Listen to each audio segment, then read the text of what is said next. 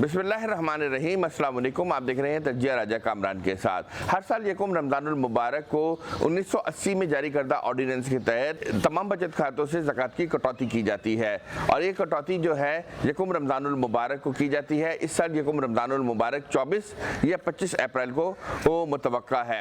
इस हवाले से कि इस साल ज़कात कितनी काटी जाएगी, काबीना डिवीज़न ने एक नोटिफिकेशन वज़ारत तख़फ़ीफ़ गुरबत और समाजी तहफ़्फ़ुज़ के तहत जारी कर दिया है। इस नोटिफिकेशन का अक्स आप अपनी स्क्रीन पर देख सकते हैं। इस नोटिफिकेशन में कहा गया कि इस साल ज़कात का निसाब 46,329 रुपए होगा।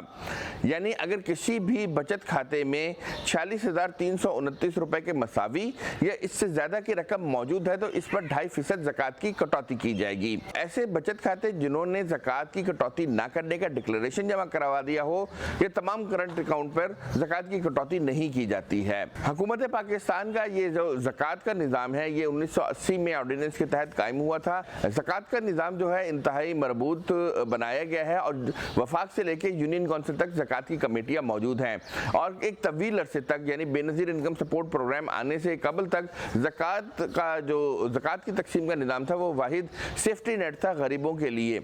मगर अब जो कि एहसास वज़ारत भी आ गई है और इसको बहुत वाइड कर दिया गया है, मगर फिर भी ज़कात की कलेक्शन और ज़कात की जो तकसीम है ये पाकिस्तानी माशरे में और हुकूमत के फलाही कामों में एक अहमियत रखती है।